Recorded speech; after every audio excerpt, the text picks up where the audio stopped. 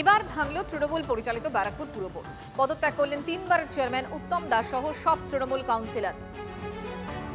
চেয়ারম্যানের পদ থেকে ইস্তফার সঙ্গেই তৃণমূলের সঙ্গে সম্পর্ক ছিন্ন করলেন উত্তম। চেয়ারম্যান ছাড়াও ইস্তফা দিলেন উপপুরপ্রধান সহ সব তৃণমূল কাউন্সিলর।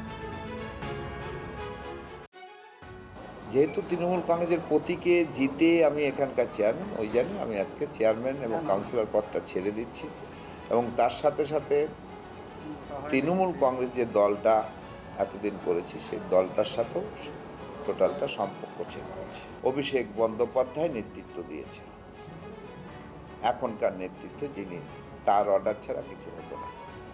তিনি নানা রকম করাপশানে, যে মাথা যদি করাপশানে হয়ে যায় তাহলে সেই দলটার কিছু থাকাই উচিত।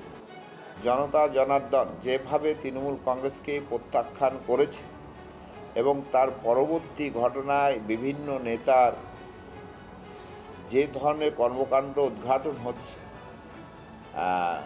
আমার মনে হয় তৃণমূল কংগ্রেস যারা অন্তত পক্ষে যেমনি দলীয় পদেই থাকুক বা সরকারি পদেই থাকুক, প্রত্যেকেরই নিজে দিয়ে বেরিয়ে যাওয়া উচিত।